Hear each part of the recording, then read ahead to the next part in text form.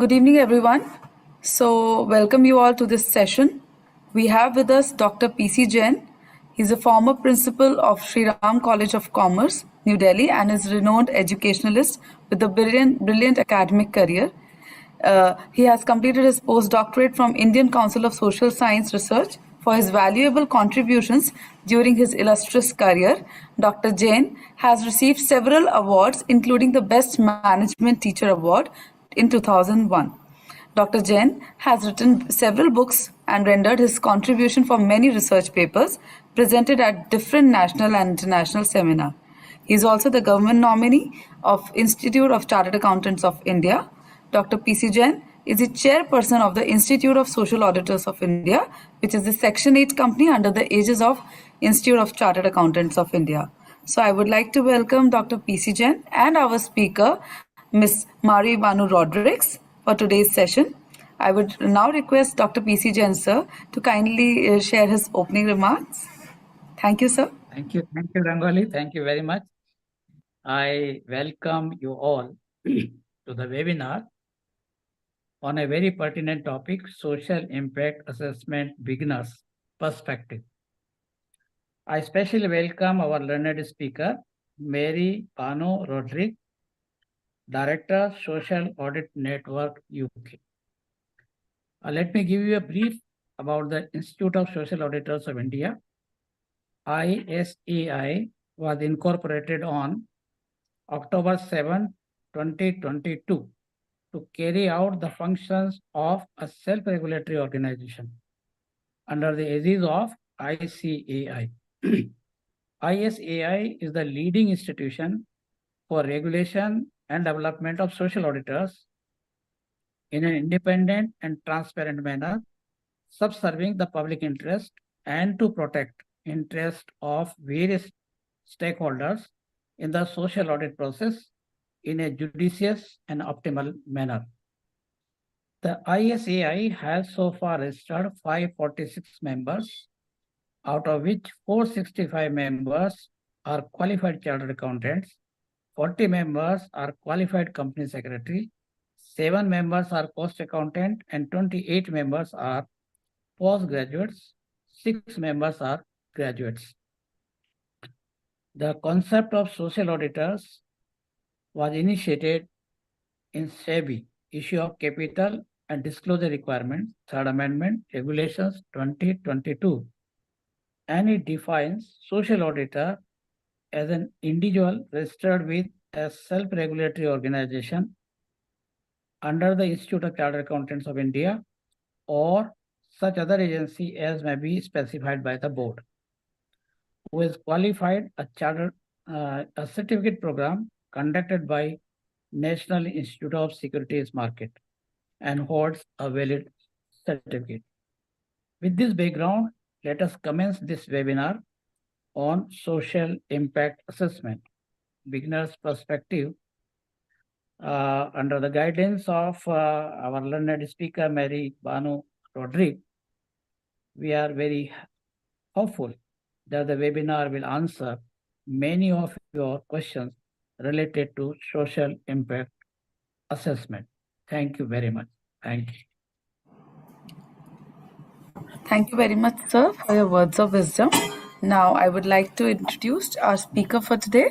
Ms. Mary Banu Rodrigues holds significant leadership roles in social sector. Currently, she holds the position of full-time director at the Center for Social Initiative and Management, that is CSIM in Chennai, where she plays a pivotal role in driving social initiatives and management practices. She is also the director of Social Audit Network UK and a social auditor.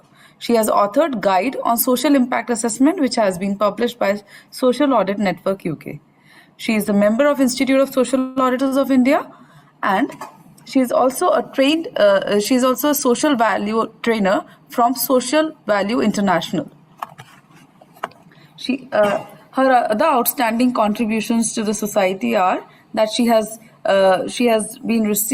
received a prestigious recognition, including the REX Karmavir Global Fellowship 2014 and 15 and Karamveer Chakra Award. So this is all from my side. Now, I would request Mary ma'am to kindly onboard the session and let us know what all can we learn about the social audit perspective from beginner's point of view. Thank you, ma'am. Thank you, Ms. Rangoli, and thank you, Mr. Jain. It's a pleasure to be part of ISAI and ICAI. And yes, with my knowledge of the social audit space for the last 10, 12 years, I'm happy to share my insights. So I have a very brief presentation. I will navigate through that, and we can have the questions reserved for the last 10, 15 minutes. So what is it that we're going to talk about today? Social impact, social audit, social impact measurement, all these jargons coming into play. But now we are having chartered accountants here who will say it is, after all, what we do. Financial is social, is just an audit, and now non-financial is social impact assessment. As simple as that. That is it. So in social impact assessment or social audit, we don't look at the financials unless we want to do a social return on investment, econometric sort of a calculation. We don't get into the financial part. So the social impact assessment is a process of identifying the impact the organization has created in the society. From the use of the funds given by either the SEBI, a social stock exchange, or by CSR, or by any other philanthropy. So it is actually a technique to measure the impact of a development program on ground. So how do we do it? We are all thorough with data analytics, statistical sort of research, and all that, paying professionals in the space. But this will require little more skills, which of course will be just a cakewalk for all of you professionals. So let's get into the details. So when we say social impact, we are looking at how a particular program has brought into the change in the beneficiary, either the way of their life or improving their culture or the community, how we are able to bring about a lot of stability by giving them infrastructure facilities or any other. And then if there is an organization working on awareness and advocacy, how we're able to get in the people's participation. So changes in the day-to-day lives of the people we target. It could also be related to the water, the environment standards, these sanitation programs, and impacting on the person's health and well-being, as well as their land rights and property rights. Overall, it is a change we bring in to our beneficiary groups. So isn't that simple? So when we do a social audit, what we do is we look at the end user, the ultimate person who has received the benefit from. And we also we look at what was intended to be achieved and also what happened as a result of what our program was. So we say unintended sort of achievements as well. So why do we need to measure this? So why do we have balance sheets? Why do we do all these financial audits and taxes? We have compliance, right? Likewise, we also need to know when we invest funds for a development program, is that program really making a difference on ground? So we need to get a more clear picture of the social change happening because of our investment. It is just not the money, it is our resources. Our time. We can't monetize the time of experts, but we're investing so much of professionals to evolve the strategy, the program plan, the timeline, the M&E sort of a system. So we need to know what is the outcome of all that. And also when we report, we need evidence-based reporting. Like true to financial audit, we look at vouchers and all your books of accounts. We need to have evidence when we say, yes, we have created impact in the lives of the marginalized living in this particular community or the youth living in this particular, geography. So we need evidence-based reporting. So there are tools which we use to bring about all these when we write our social impact assessment report. And we also have performance metrics. We have timelines. Suppose we have a new project, say focusing on the empowerment of youth through skill building, okay? And we are teaching them to manufacture solar panels because villages, they hardly have electricity connections, or if they have, then it's not throughout the day. So solar is an alternate energy source.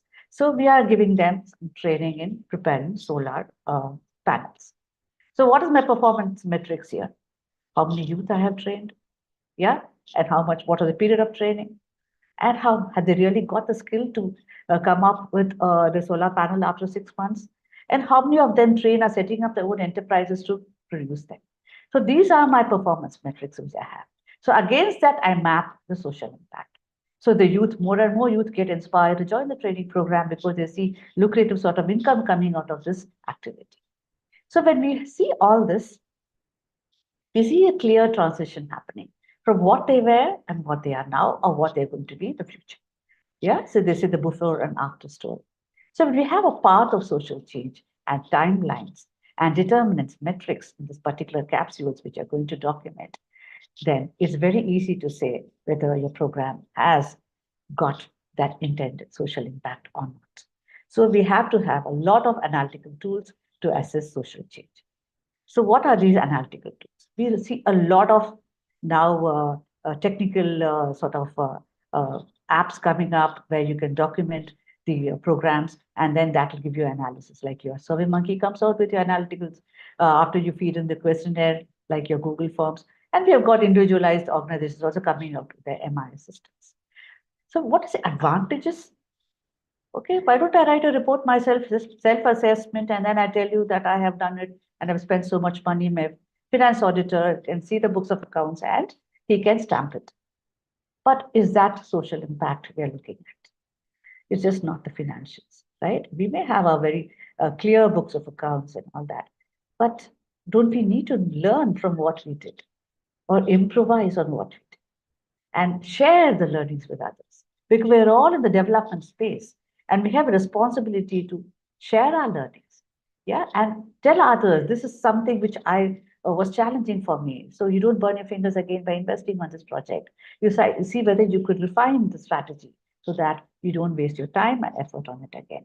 So the reason for having the social impact assessment exercise is for the organization to do better what they are doing or continue doing good, or to refine the work that they were working on. And at the same time, we are also informing the stakeholders. See, we are here, we have been doing this program for so many months or years, and this is what we expected. And are you benefiting out of it? So it is from the stakeholders' perspective that the social impact assessment report is written. It is not like what we think.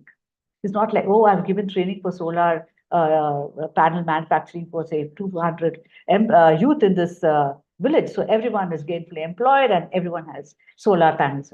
I can't sit at my desk and write. I have to go on the ground and see how many enrolled, how many are into manufacturing, how many quit the training in between, how many are gainfully employed, how many are set up enterprises, how many are employing their peers. See, this is what we are looking at, a rigorous approach to see that the community benefits because of our program. We could have just targeted only training, but seeing this local multiplier effect, we say in the social audit lingo, we see this sort of a continuous cycle of benefit, addressing the community. So how do we measure that? Is it as simple as a tally software where you key in all our activities and we have the impact map? Yes, we could do that. We can develop a matrix with indicators and we can automate it, but the human perspective is also important here. So when we list the activities, yeah, we start with, this is called a logic model. You all must be knowing about it. And those who have cleared your NISM examination would have had this as one of your chapters. So the activity is exactly what the organization is investing on. So it could be any, it could be an education program, or it could be a health project, or it could be a skill building program, whatever. So it is what we are investing upon to provide or produce social value. The outputs are specifically quantitative. They are numbers.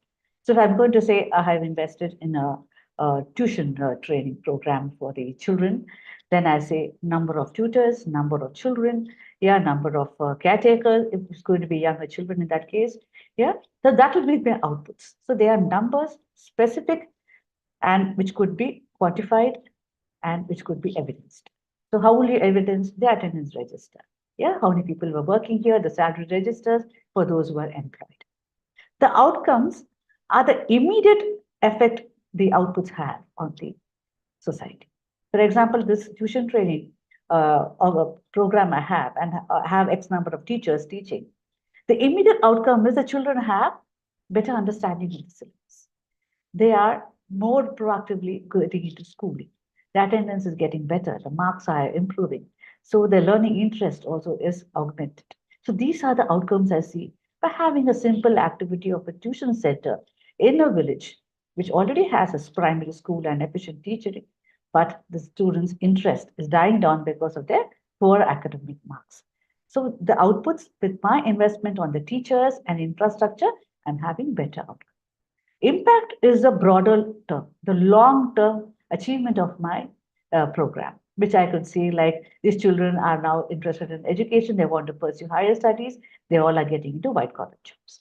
So this is what I would see the logic model of a program, how it is transferring from my activity to the impact of that particular project.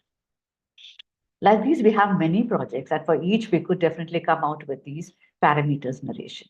Now, let me give you one example. Presume we have a health ICAM, okay? The health sector, we're having an ICAM. So we are going to schools and doing free eye screening for children. So children, when you see these slow learners or children who do not do their homework regularly or they are not copying the notes on the board, we think it is laziness or they're slow or whatever. But many of them identify to have refraction errors. So that's why we see even when we were studying, we had this free ICAM screening. And we used to be tested for refraction errors at prescribed classes. So when we have this early detection happening, what happens is we can see better. So when you see better, what happens? You can learn better. You can, again, if you're an elder, then you can get employed for more time. If you're a driver, you can drive safely. Yeah. So this is something which is very, very important. That is the outcome for an ICAM. So we just held free eye screening, whether it's for school children or for elderly. And then when you have the restoration of vision, you see the long-term impact being that you have more time to be employed or more time to read or more options to have more visibility in your home and outside. So like that, you have several activities narrated here. I spoke about the tuition classes. Now let's look at the skill training, okay? Suppose you have heard of the Barefoot College, where we have the unemployed youth being taught how to be plumbers and electricians so that they could step up and gain livelihood within their own community. Suppose you're teaching them computers. You have all children now clearing the 12th grade. There are many CSR programs supporting scholarships. There are many government schools also encouraging children to pursue higher studies by giving them stipends and all that. So when you have many youth are getting into skilling, Make in India, Skill in India, all these programs are all now with the present government regime. So what happens is when the youth are with added skill set, what happens? I'm training them with all these skills like computer skills or plumbing or electrical or ITI or fridge mechanics, any skill set. What is the outcome? Immediately they become employed. So the immediate effect of an activity is the outcome. The longer term will be, I will say it is a better quality of life, increase in assets. Yeah, so all that could be the impact. So a better way of spending, savings, all that will come as your outcomes. So when we have clearly drawn matrices for all these activities, our thinking becomes clear. And now we know, as social auditors or impact assessors, where am I going to look? And how am I going to evidence that all this happens? Yeah. So what would you do if I'm a social impact assessor? Yeah. And I'm going to review the tuition classes. What will I look at? I'm going to look at the program on ground. What will I look at? Can you put on the chat? Am I just going to go and see the tuition classes and write a report? What would I do? Ma'am, I would like to interrupt. The participants won't be able to put on chat. Okay. They'll be able to just write in the question and answer, Okay. which is in the web portal. Fine. Fine. We'll take up that question last. Okay. So when we go there, we can't just look at the infrastructure and write it. We have to talk to these children. How are you feeling in the tuition classes? How are the teachers treating you? And ask the teachers, are you finding it comfortable to teach the children? Is the tuition hours comfortable for you? Where do you stay? Have you been recruited from faraway village to come and teach this particular hamlet? Yeah, so we have to consult these teachers, the children, in fact, the children's parents, to see how this tuition classes is benefiting the entire learning process. So whom all do we consult in a social impact study? We say they are the stakeholders. Yeah. Like when we say clients, it is stakeholders. Who are the stakeholders? Who are intentionally or unintentionally part of a program or part of an activity run by the organization. Okay. So in this stakeholders, we could delineate the key stakeholders and the secondary stakeholders. The key stakeholders are the primary ones who have to be consulted in the process of social impact assessment. You cannot skip. For example, I can't do a social impact study of a tuition center without talking to the children or without talking to the teachers. But I can skip talking to the communities. But I should also consult the school from where they come from, where they go during the day. So I have to make my stakeholder mapping in such a way that I have all the key stakeholders listed and I have it in my mandate to consult them in the process of writing the report. So only then we can ensure that our report is transparent and we have consulted all those who have to be done. We can also look at those who are interested in the activity. For example, the local panchayat may be interested to see that the neighborhood children are all well educated. The local councillor will be happy to see that they have got their children in the ward all educated and going. So there's no deviant behavior in the neighborhood. Yeah. So there's no economic return for these stakeholders, some of them who are part of the consultation, but definitely they have a role to play here. And if you're going to miss out on any key stakeholder in the process of writing the report, you have to mention why. For example, I would say the parent for a primary child is definitely a key stakeholder for me because she's going to tell how the behavior has changed, how the interest in education has augmented after the child came for tuition. But if I didn't consult the parents properly, I should write a reason why. Rather, you wait, if there's some other delay, you wait till you meet the parent before you submit your report. So everything can be extended beyond a particular timeline as long as you complete all your consultations in order. Social Audit Network UK has come out with a mind map sort of a framework where we could do a stakeholder mapping. You can see the dark colored purple blocks. Yeah, here we look at the primary stakeholders. This is a social community enterprise case study. I'm going to give you the link where you could download the free manual. Okay, so that will give you a very clear picture of how to do a stakeholder consultation, how to draw the impact map, yeah, and how to work on the consultation tools. So you can categorize these stakeholders into different colors and different blocks, and then the subcategories. So on the periphery are all the tertiary stakeholders, which you may or may not. Secondary, yes, as much as possible, and primary, you have no excuse, but you have to consult them at any cost. So only then you will get a broader perspective of the entire program, and you can tell your client who's hiring you to write the social impact assessment that you have done all your analysis in consultation or thorough research on ground. When we say social accounting in order for social impact assessment, we have again a framework for that on how we go about.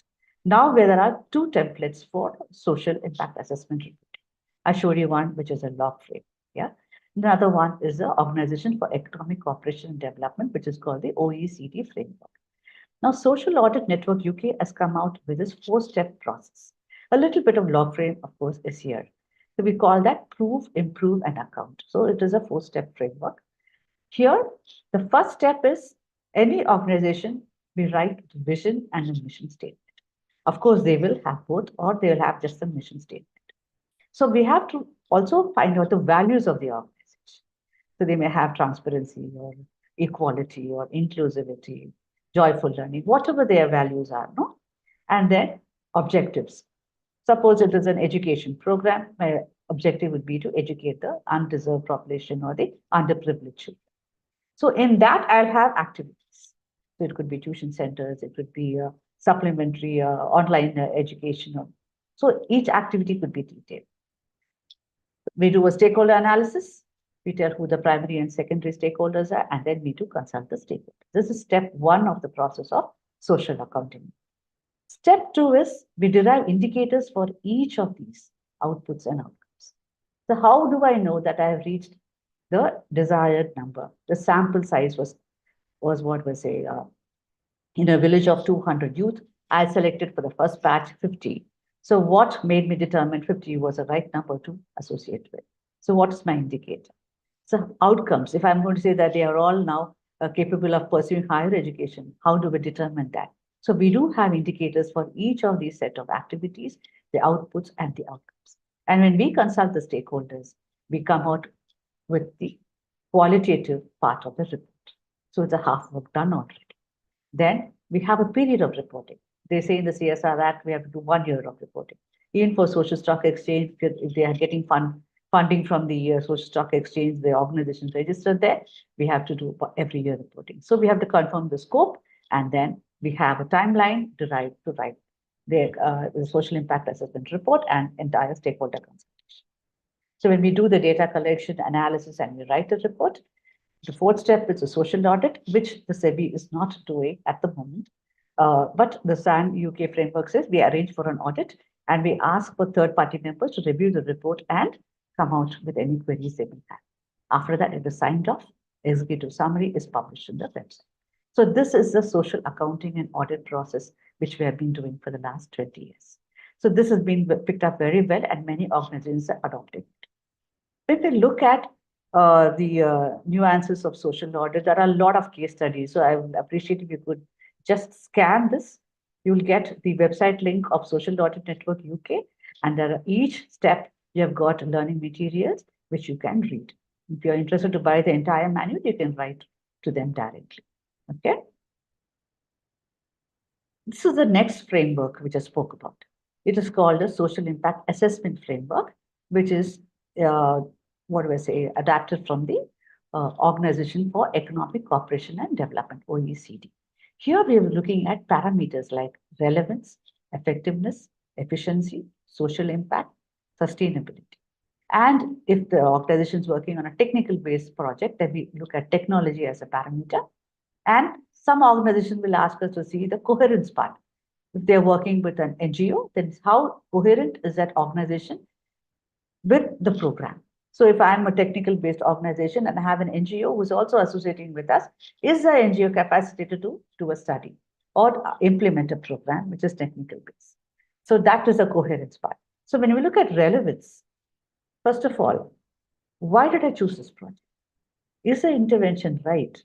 Why did I choose the solar training or the health program for the school children to screen them or the tuition center? So how relevant it is for this particular geography or the profile of people and target. So that is the first parameter we look at. Yeah, we can tell it is relevant because the organization vision and the mission is in alignment with the education. They have CSR policy focuses on it. It is in aligning with the SDG or the CSR Act Schedule 7, one of the parameters, or the social audit standards, one of them. Yeah, so the relevance will bring out all that. The second component is effectiveness. I'm going to have a list of objectives to be achieved, say, in 3 years. But do I have a time plan? Do I have a strategy? Do I have enough interventions so that I can say that the intended impact is going to come out after 3 years? So am I going to really achieve them, or I'm going to stop halfway through? I can do it only when I have a social impact assessment being done. So when you do the social impact study, you will know, as per the plan, are you be able to achieve what was intended? So some organizations ask you for a separate stats on what was planned and what has been achieved. So that proves effectiveness of the entire program. Yeah. Efficiency. Here we are looking at human resources, financial resources, and how we are maximizing the utilization of these resources. Are they economically viable? We see the cost per beneficiary at some projects over here, how much we have invested in one project for one person against another similar program. So are we maximum utilizing the resources? If the tuition center could accommodate 100 children, why are you educating only 50 when there are over 500 children? Yeah, so then you have to justify the reason for that. Probably you can say, I have only two teachers who could be supported. Then only we'll come out with the gap, say, okay, employ 2 more so that that space could be maximum utilized. Just for the sake of 2 teachers, why let go of that extra 50 children being benefited? The social impact is the entire program, what difference it makes, yeah, to the intended person, to the beneficiary directly. So that is going to contribute to social change. That is a social impact. So the child who's going to regularly to school, what happens? His self-morale goes up. He gets good marks. He's happy. He goes home and shows his marks, and his mom is not beating him anymore or abusing him anymore. Yeah, he wants to study further. He gets interested in a particular subject. He wants to pursue in that particular thing. All started with the tuition teacher teaching him simple ways of understanding science and maths. See how that small one-to-one interaction has made a difference in the child's learning interest. Yeah. Sustainability, all of you all know that how we are able to maintain the same balance throughout the year, maintain the same profit. How are we going to sustain the tuition center over this? The corporate may support him for the infrastructure, for the teacher salary for 3 years. After that, they should be having some alternate way of raising resources so that the children in the community will continue coming to the tuition center and getting educated. And then the learning also becomes improved in that particular generation. So there should be sustainable plans for the program. So when we look at all this, you will look at the project proposal as an auditor, as a social auditor or impact assessor. What was the need for you to have the program? What was proposed? So in the proposal today, many donors are looking at this particular component very crucial. How are you going to sustain after the donor funding stops? Do you have alternate resources? So it is like when you have donor dependencies, the donors are weary of supporting a program. They say, I'm totally dependent, make me feel guilty, I don't want to shut shop. Yeah. So the proposal itself will show weightage on saying, okay, we're going to source funds, or we're going to charge a nominal fee for the children, or we're going to ask for government grants, or we're going to raise money through alternate sources. Technology, as I told you, suppose you're having computer training, then the number of computers put in place, what software, are they all pirated software, or have they purchased it? So it shows on the ethics and the standards they're having on the organization. Coherence is exactly what I said. Whether the person who is implementing the program has a skill to teach computers, has equipped teachers to teach computers, are the computers are all serviced properly, and do they know how to maintain a vocational training center, which is full of technology. The founder may not know, but he should have good staff, and the program on ground should have been successful in the past. So we have got all these parameters in line. And we know now, yes, as a social impact assessor, I'm going to ask all these questions to the stakeholder. In this case, I'm going to ask the implementing agency, that is the NGO, whom I'm going to assess. Why did you choose this program? Tell me about your objective, your planned and achieved numbers. Yeah. Tell me about your resources. How many teachers are there? What is the space? How much of utilization have you done? And how many children have benefited? How many children have passed? What is the pass percentage? Who are your funders? I'll ask all this. Yeah. But how am I going to ask? Are they going to just give it to you in a platter when you go there? No. You have to keep probing until you get the data. So before you go on the ground, you have to do a lot of reading. Yes, we all have financial background, but yes, we understand the social space. We are all social beings. We know how it operates, right? Before we go, we derive the consultation tools. What questions I'm going to ask the NGO founder? What questions I'm going to ask the children? The questions for the teachers, the questions for the parents, the questions for the panchayat, yeah, the questions for the council, a general community meeting, a focus group discussion. What am I going to ask? I do my homework and I have all these separate questions. Some questions may overlap, but basically I'll have all my key questions listed already. And then I conduct stakeholder consultations. So I have, suppose I see a very bright child, I ask in-depth interviews. I talk about the child more. I write stories about that child, and I talk to the parents. So I get into in-depth interviews. It will be a very good case study or a human interest story. Observation plays a very key role in our social impact assessment. You go to a tuition center, all spick and span, and you have all these colored ribbons and all on the windows and doors. Yeah, children are all fresh and oil hair, plaited. The board is black. Yeah, and you're so impressed. Then the teacher is also very happy. She gives you a garland or a shawl, and then the children sing songs for you. You're very impressed. So is that enough for a social impact assessor to go back saying the tuition center is successful? Because teachers are there, the attendance register is there, children are there, everything is in order. No, I won't stop. I will talk to the children. I will ask them to take a textbook. I will check their learning levels. I will ask, you're in 3rd standard, can I see your maths book? And I will play with it. As if, shall we play a game of mathematics? And I'll give them simple sums to play. Then you will understand the comprehension, how it has been. It is just not the flamboyant, how it is, the appearance. So observation may be deceiving, but Not every time, but I'm telling you, you have to also get into the details. So that you should not provoke the teacher saying, I'm not trusting you when I'm asking. It should be in a very polite way and it should be in a casual manner. So the strength is how you're holding yourself, not be very critical, because we all should be unbiased and don't be judgmental. Yeah. You may have some preconceived notions. The village tuition centers are all dirty and they're not learning properly. The ASA report says that they don't have enough quality education. Let that be, chhod do. But then when you go on ground, it's simple. You just take the English book, ask the child, can you read this para for me? Can you do the sum for me? What is light? What is Raman's effect? If it's a class 8 student, you can ask some simple questions.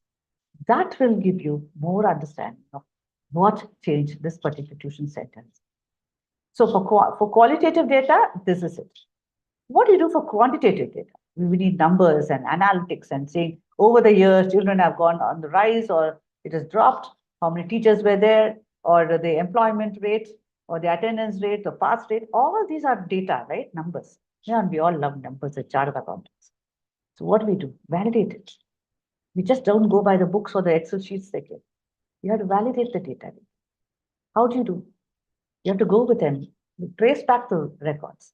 Just not one Excel sheet they give you. Just go back to say where you got this from. That's how we do our voucher tracking. And then we analyze both the qualitative and the quantitative. You may wonder why qualitative analysis? How can we do a qualitative analysis? See, a child may say something, a parent may say something different.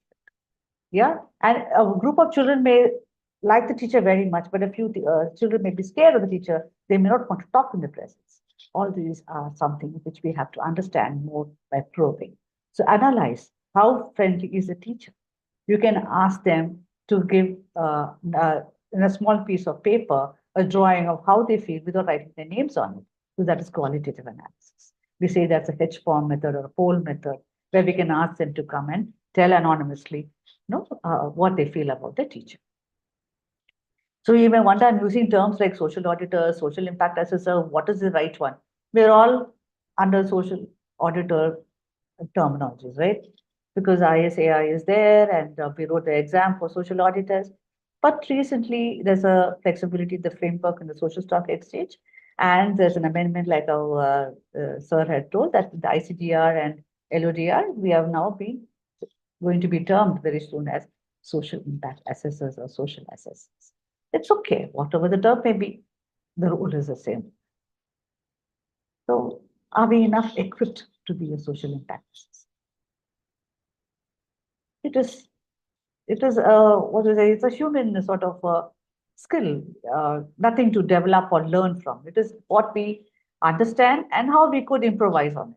For example, we are going into the social sector to understand an issue, say disability, and we have never been into that particular part of the society where we're talking to a disabled and asking, how do you feel walking on the stairs when there is no ramp? Yeah? Don't you find it very difficult? Don't you want to blame the organization for not having a disabled-friendly campus? So you're complaining. He wasn't finding it difficult. Probably he got used to it. And we're doing an audit for an organization talking of inclusive education. Inclusive means they're mainstreaming the disabled, the special children, and the normal children. So here we need to have the empathy factor. You have to understand how the disabled would feel, how a special child would feel.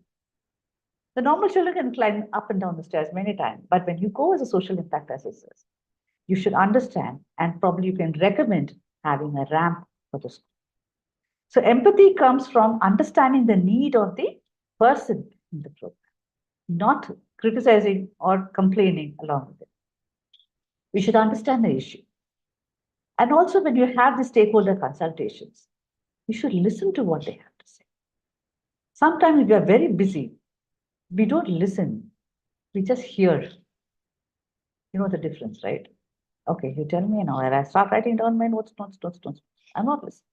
And I miss on something, what important point she said, and I forgot about it. And the other person gets offended because I'm not having eye contact.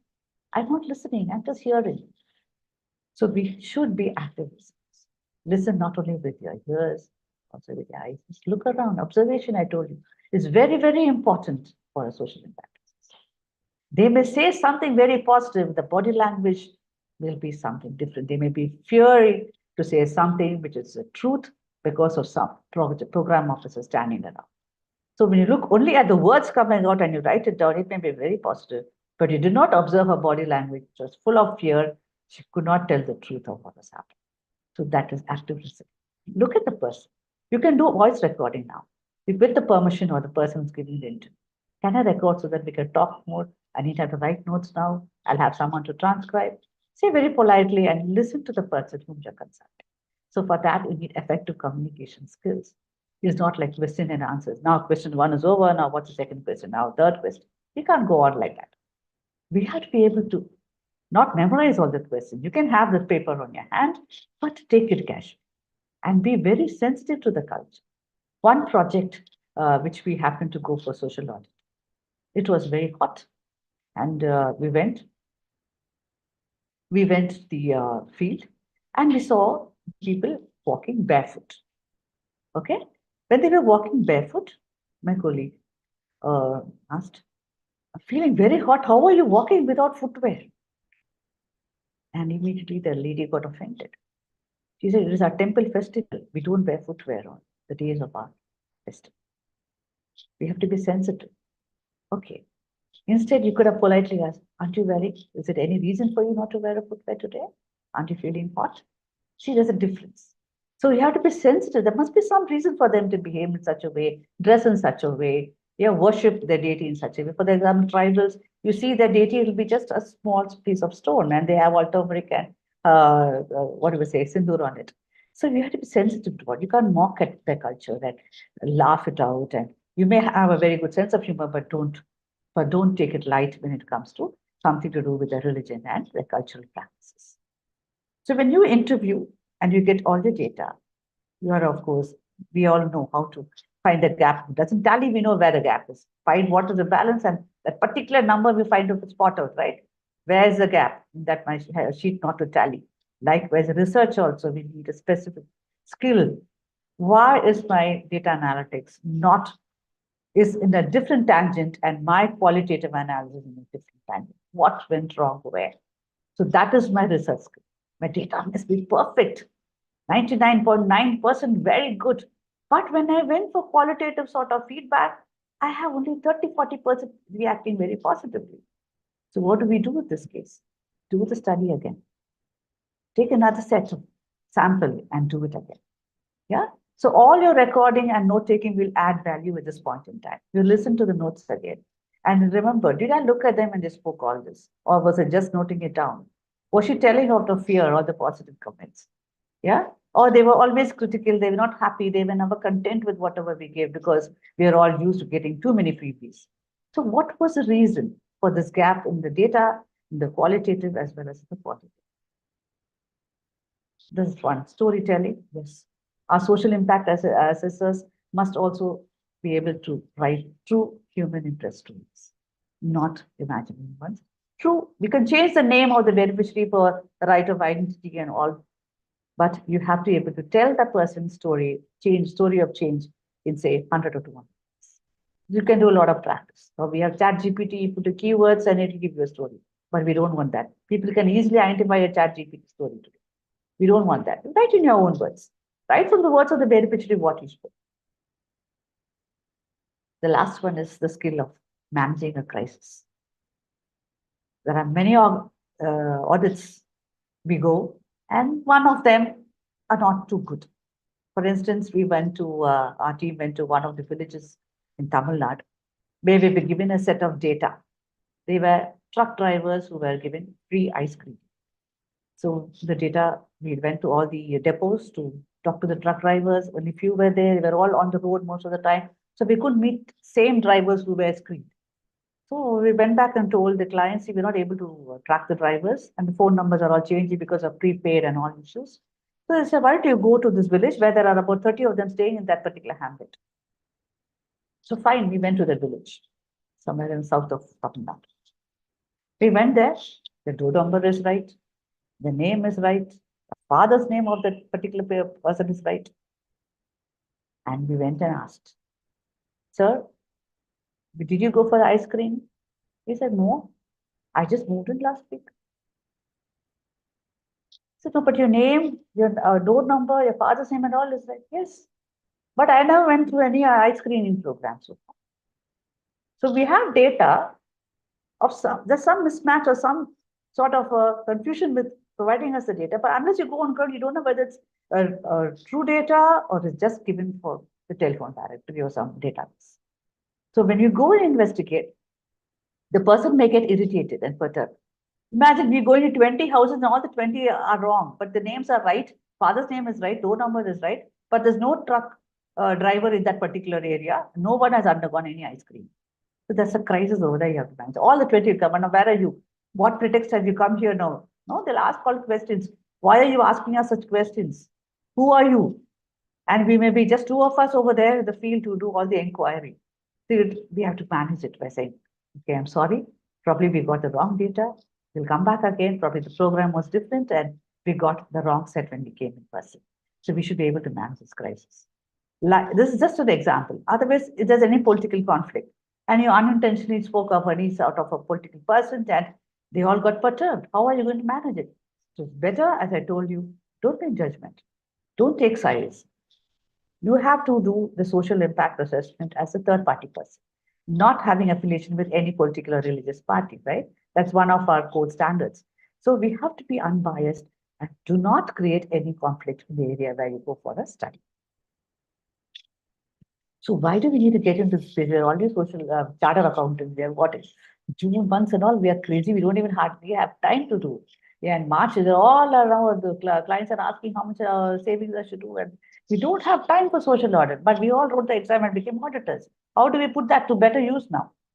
What do we do with this additional qualification we have? The society needs you because you already have all the skills. Just one more add-on, the social factor is what we need for you all to come into this particular avenue and equip the development sector with professionalism so that they could account for what work they'll be doing on ground.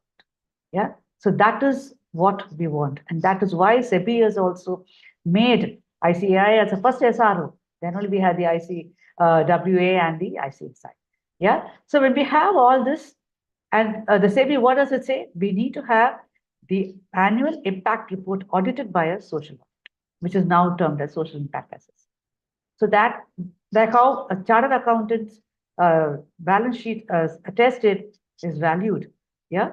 Likewise, even an impact report, they need to be audited by a social auditor so that there is more sort of accountability of the work that has gone on ground.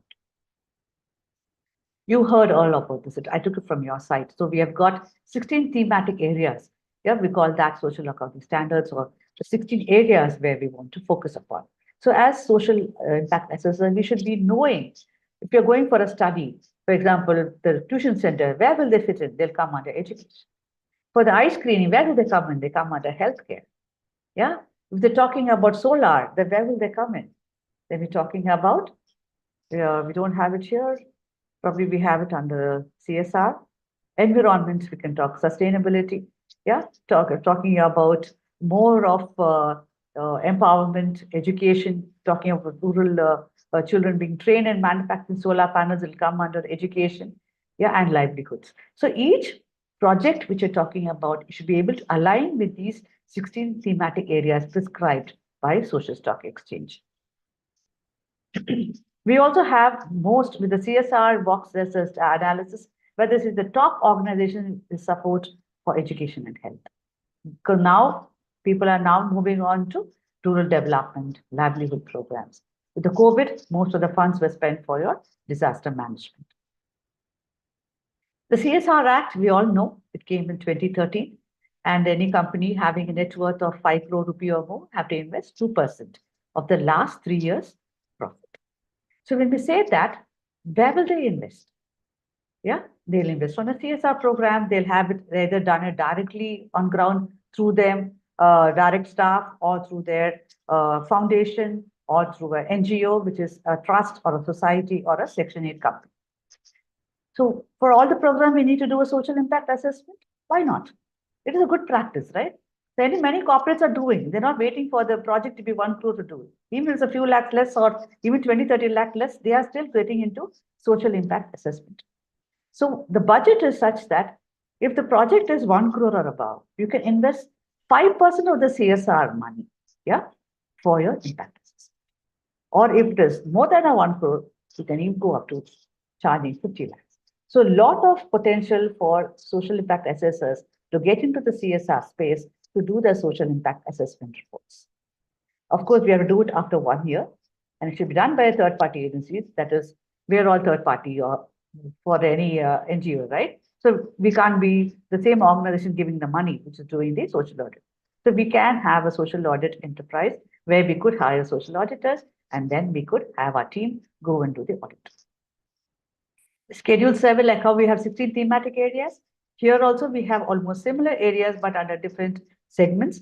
And recently we have got this 12th one added on, talking of disaster management, including relief, rehabilitation, and reconstruction. This is because of the COVID, an amendment was made for this particular. Otherwise, we had 11 areas for CSR focus. So again, you look at the Millennium Development Goals or the Sustainable Development Goals, which I'm going to talk about, they all almost talk about the same verticals like hunger, poverty, education, gender, environment. Here we have national heritage, which is not there in SDGs. Then we talk of armed forces veterans, which is again not there. Then rural sports, then PM fund we could contribute. The one in the green is what has been amended recently. Okay.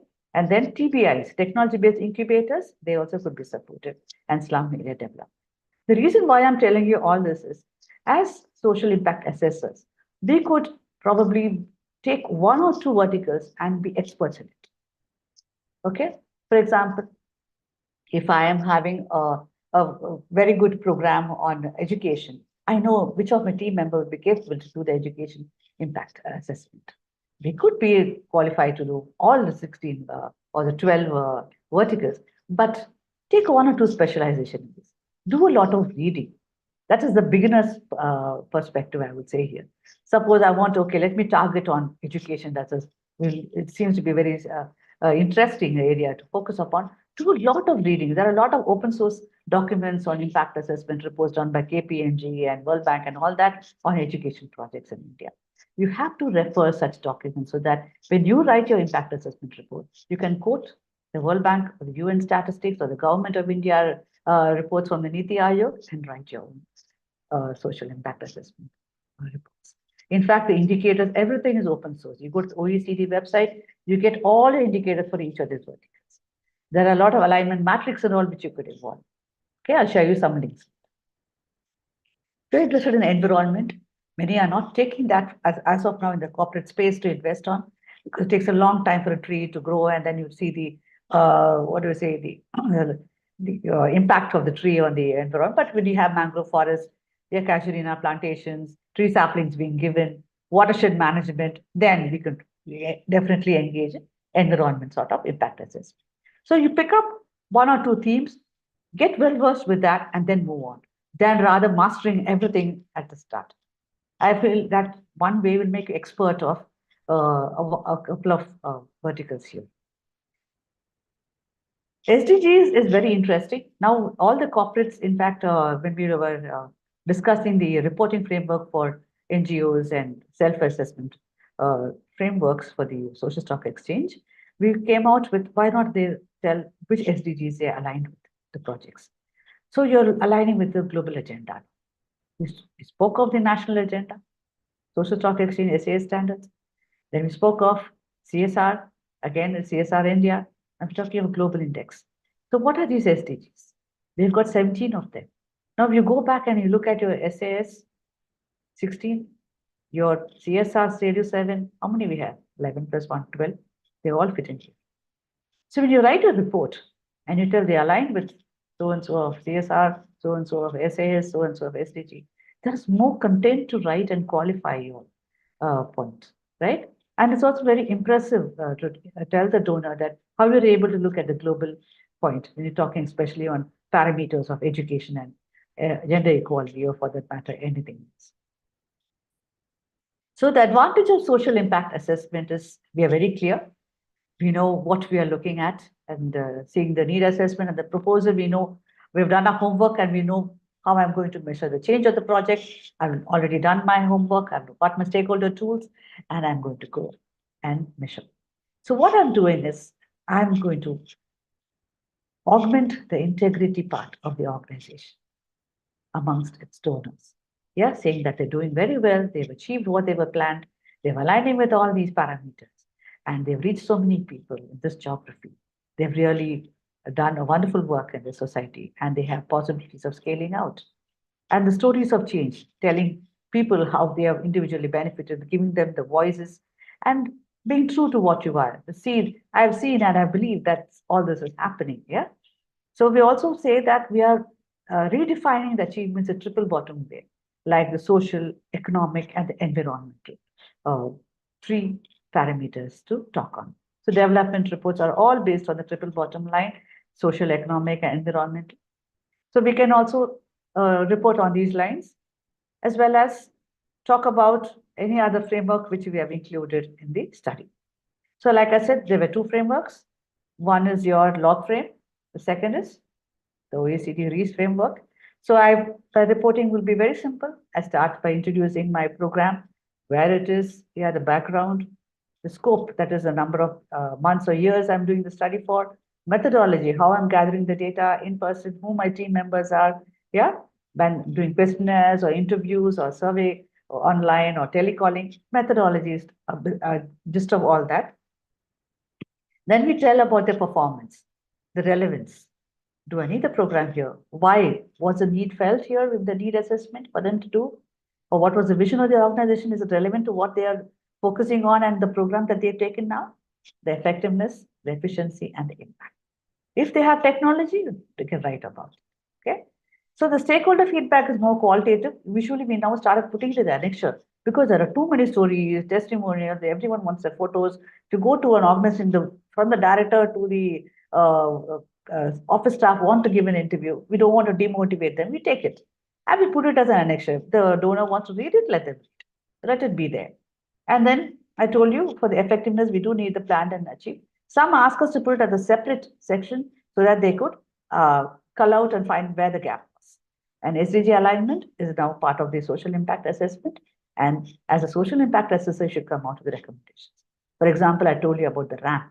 Yeah, you see a school where you have disabled children and you don't have ramps and the child is struggling to go to the first floor.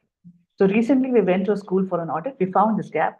So our recommendation was, okay, it will be difficult for you to construct a ramp all the way through. But when you have a disabled child, you put that particular class, whichever class he is, in the ground floor. He may be from 1st to 10th studying the same classroom, but let the other children also try to come first from the ground floor. Access will be easy for the child who is disabled. So a simple sort of a recommendation will do wonders. They would say, oh, I never thought about it. He was in 10th, so we sent it to the first. Up to primary, he was in the ground floor. So only after 6th, he started moving. Yeah. So we can say, why after 6th also, you can continue. 6 other classes are there where you can allocate such rooms where you have disabled children. This is where our social impact assessor's empathy factor comes in, where he should understand the need and come out with a strategic solution. Instead of complaining, criticizing, why there's no ramp in your disabled children? What does the government say is why you can be penalized for not having? No, we're not going to here to pinpoint, we're not policing it. We're not going to complain. Our role is to just to facilitate the entire process and see that what project has gone on ground has made a change in the society. So this is about the social impact assessment. A little bit about Social Audit Network. We are a group of auditors based in the UK, and we also been trained by them. I'm based in India, of course, and we've got Social Audit Network India. Yeah. So if you want to get trained in social accounting and audit, that is the 4-step process. Yeah, you could write to us. And we also undertake training in social impact assessment for the detailed REACH framework. You can enroll as a member in SAN UK. You'll be invited for webinars and all that. So if you're interested, you can write to us, both to SAN India and SAN UK. I recently authored a book on social impact assessment. All what I spoke is detailed in this. It's about a 200-page book, I think. So you can scan. It isn't available in Amazon. You can order. And if you want only a PDF, you have a Kindle account. You can read it free. You have to just scan this particular code. You can also write to SAN India and get a PDF version. So these two I'm leaving for you all. So I now take questions from the audience.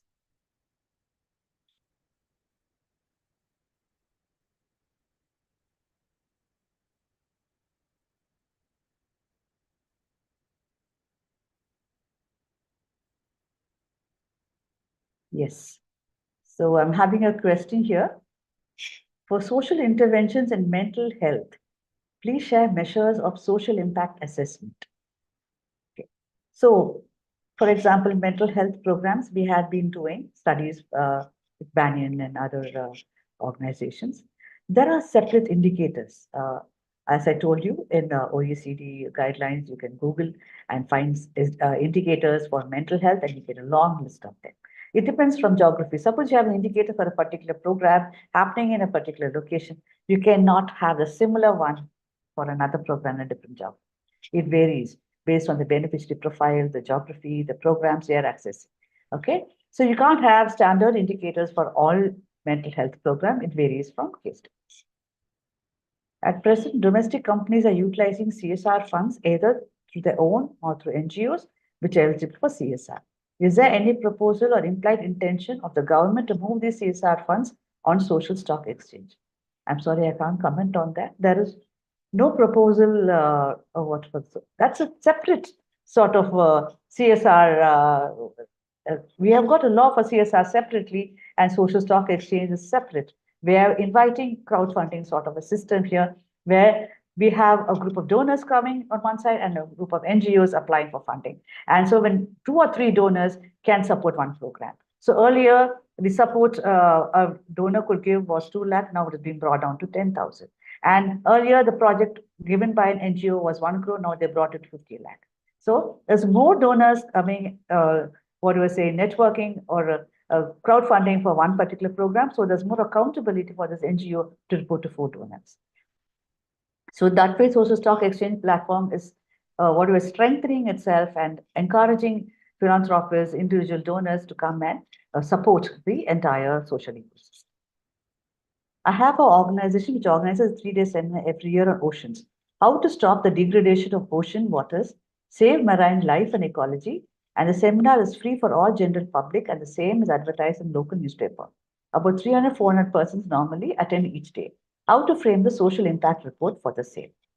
See, when you have any awareness program, yeah, and the tangible outcomes, okay, they say, when you have an awareness program, when you do an impact assessment, then the memory is short-lived. Like the truck driver I told. I don't remember when I went for the iCamp. Probably he forgot. It could be that he went for the iCamp last year and that database was saying, yeah, it was done this year, and some mismatch of information. So the memory is short-lived today. So when it is advertised in the paper and people attend every day, they are attending many seminars, and it's a free seminar. So we have many people registering but not listening. They're hearing it. They will probably do something because it's a free seminar. They want to have knowledge. So how do you have an impact of such programs? How will you say that it's really made a change? Unless you consult the 400 people who came. So you need to ask for these 400 people who came. Do they have the phone number, email, conduct a survey, talk to a few of them, find out whether really this particular seminar on Save Marine Life made an impact. Unless it comes from the stakeholders' point that, yes, I was sensitized, I'm now careful. Yeah, I know that all these are happening. I'm totally not using plastic because at the end of the day, it's all being dumped in the ocean. Then yes, my seminar has made a change in the behavior of this particular group of people who attended my conference. So you have to consult these people who can. You can't just give a number. Take a sample, say 30% sample we have to consult in a study. But if it goes more than 10,000, 20,000, then you have to do, we have a online survey system link where you could put your confidence level and 5%, calculate the total population, it comes out with your rational sample number. Many corporates are now asking to work on this confidence level of 95% with 5% margin of error. So you arrive at your sample size for the 400, talk to those people over phone, or you email a questionnaire or WhatsApp and get their feedback. Is social impact assessment made mandatory for social projects in India? If the social projects are funded by CSR and if it crosses 1 crore funding, it is mandated. Otherwise, it is the prerogative of the corporate to call for a social impact study by a third party or not. what are the different tools, software available to enable social impact assessment? See, when we do data analytics, we have our own Excel, which we could iterate and get our analysis done. The SurveyMonkey, when you feed in the questionnaire there, it comes out with all the analysis and tabulations. Other than that, there are individual apps which has been developed specific to organizations to have their own MIS generate reports. CSIM was also come out with the SDG app. San India was working on a social impact assessment tool. So we all come out with apps to minimize our time spent on computers to do the data analytics. Yes. Social science professionals are experts in conducting social impact assessments. I need clarification why auditors should be trained in social impact assessment. Social consciousness and empathy comes with experience working on ground with vulnerable communities. I will disagree to that. I've seen many chartered accountants who are very empathetic and very socially conscious. It's not like we learn to be socially conscious. We are all human beings. It comes out with our own empathy skills and how we blend with the society. It's nothing too late to get into understanding the needs of others and learning and what do I say, reading a lot of materials on a particular sector. As I told you, you pick up one or two verticals, you learn more about that particular sector, learn about children, the vulnerabilities in the underprivileged sections of our country in Bihar or Jharkhand or Northeast, and then you will know how different they are from the city where I learned. Yeah, how I'm going to understand their needs. Why aren't they able to understand basic mathematics when I could understand it so well when I was in third standard? So the learning curve, that all differs. So you should be able to understand. There's no specific thing like only social work professionals will understand or not. Okay. You spoke about using technology and assessing impact. What technologies are applied for assessment? I told you the MIS systems we have where we could analyze the data. How do you differentiate projects short-term versus long-term while doing social impact assessment? For true development, how can you ensure multi-year programs are run by NGOs? See, short-term and long-term programs, I'll tell you. Any impact assessment, 1 year, they say you have to do after the end of 1 year. Suppose you need to know within 6 months how the program is doing. We do a rapid appraisal. We do a midterm assessment. All these terms are used because we can't say it is a social impact assessment because until the end of 1 year, we cannot see any impact happening. I would rather say we need 2 years to see any impact happening on ground. Okay? So that is it, the difference between short-term and long-term program. It could be a 3-year continuous project. So every 1 year you do the social impact assessment and third year you consolidate the report. For true development, how can ensure multi-year program? So NGOs usually they give a program, it's a 3-year program or a 5-year program, and the corporates commit to that particular period, or they say it's a 5-year program, I'll commit only for the first 3 years. So they have to come with a sustainability plan to say how they're going to continue the program the rest of the 2 years. How can we measure life skills education program to children? How can we? Based on the employability factor. I gave them training on solar panel manufacturing or on IT or on fridge mechanics. So how am I going to measure how many are employed in that vertical where they were trained? How much salary are they drawing now? Yeah, have they migrated? Have they set up their enterprise? These are the indicators for me to find whether what I have taught they have put in practice and they're gaining out.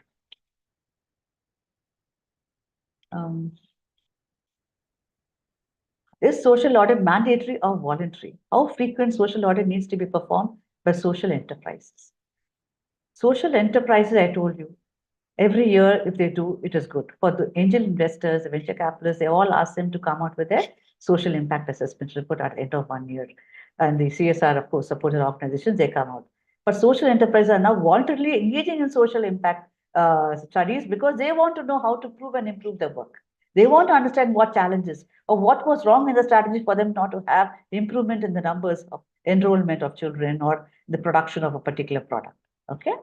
So it is good to have it voluntarily, although it is mandated when you exceed 1 crore budget in the CSR space, or if you're a SEBI listed organization, SSE listed organization, you have to do it at the end of 1 year. It is good to have it as a practice. So you also have it as part of financial accounting or social accounting happening parallel.